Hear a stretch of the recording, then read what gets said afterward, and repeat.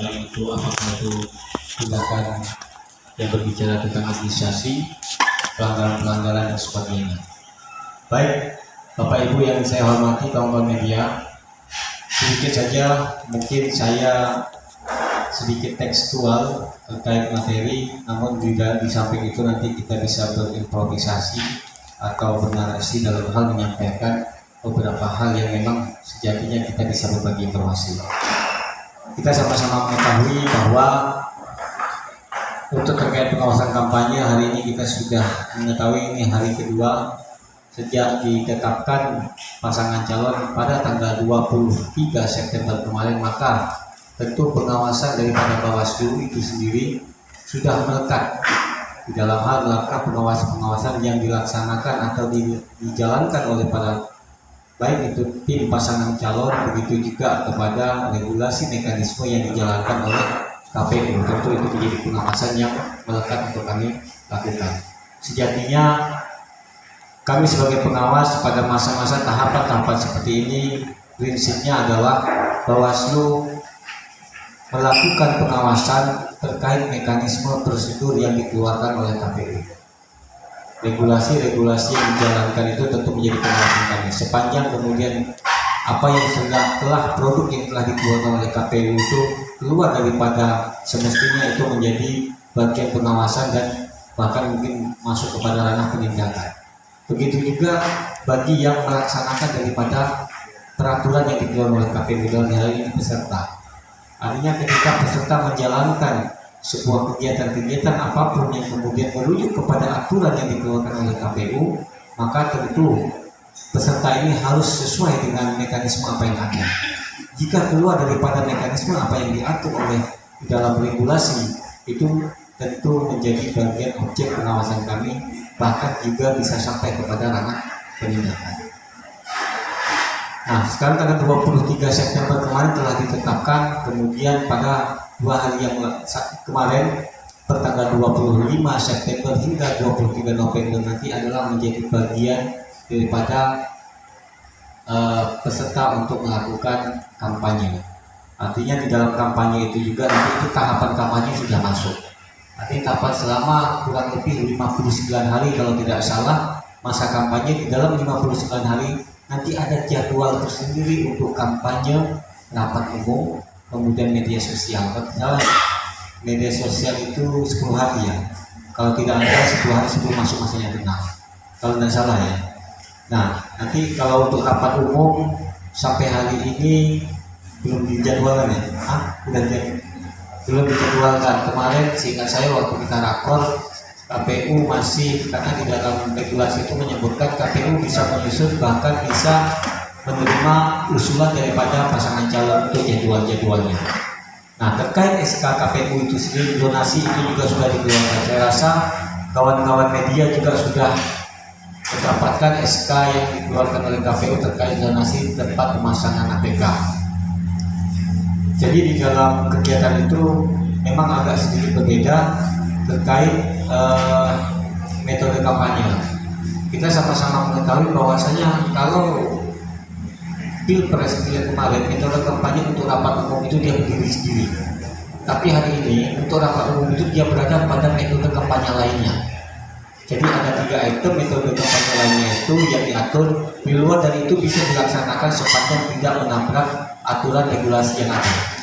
Salah satunya metode kampanye lainnya itu rapat umum, kegiatan kampanye media sosial sama daring kalau tidak salah.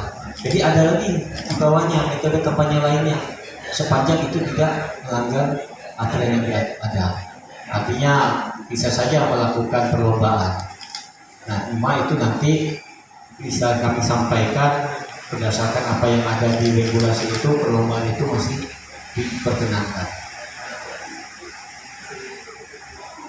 Baik, selanjutnya tentu yang menjadi mitigasi kemudian menjadi pengawasan melekat yang hari ini kami laksanakan adalah prinsipnya sebenarnya bukan hanya kami. Prinsipnya adalah tahapan kampanye atau selama penyelenggaraan proses pesta demokrasi itu tentu menjadi tanggung jawab kita bersama dalam mengawal pesta demokrasi ini. Nah, kami sebagai penyelenggara yang kemudian memastikan regulasi yang ada, aturan-aturan yang ada kami tegakkan sepanjang itu memang terbukti memang semestinya ya tentu itu berjalan dengan baik. Tapi jika memang itu kemudian menabrak, tentu ada mekanisme prosedur yang harus kami jalankan. Hal ini yang menjadi catatan isu krusial tahapan kampanye yang menjadi perhatian kami adalah terkait politik uang, isu sara black campaign, politisasi identitas, netralitas ASN, penyebaran berita hoax, ujaran kebencian. Nah, artinya semua yang menjadi isu krusial yang kami jadi perhatian kami ini tidak semata-mata dilaksanakan oleh Bawaslu penyelenggara saja. Karena apa? Mungkin Bapak Ibu juga sudah mengetahui bahwasanya Bawaslu itu tidak memiliki masa banyak. Jadi kami butuh support, informasi, dukungan, bahkan pengawasan bersama di dalam hal potensi-potensi di lapangan yang mengarah kepada perbuatan-perbuatan yang melenceng daripada yang semestinya. Artinya segala sesuatu yang di dalam pesta demokrasi ini, sepanjang kita menginginkan hal-hal yang memang keluar daripada semestinya itu harus ditegakkan, maka kita akan tegakkan.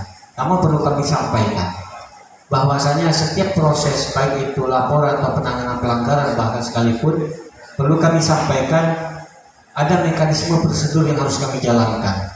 Jadi tidak semata ujuk-ujuk kemudian mohon maaf sekali ketika ada laporan lalu kemudian kami langsung tindak begitu saja dengan analisis logika sederhana yang kita lihat wah ini berbahaya dan sebagainya. Tidak semudah itu, Pak. Jadi kami pasti lakukan kajian dulu, Pak. Kajian sepanjang dalam kajian itu artinya begini, kajian yang kami lakukan tentu merujuk pada peraturan perundang-undangan. Artinya sepanjang peraturan perundang-undangan memang menyangkut dengan persoalan itu kemudian bisa menguji, maka tentu itu menjadi bagian yang kemudian kita bisa jalankan sebagaimana yang telah diatur. Tapi ketika kemudian itu tidak ada, tentu kita harus membaca peraturan perundang-undangan lain. Ini masuk ke ranah mana?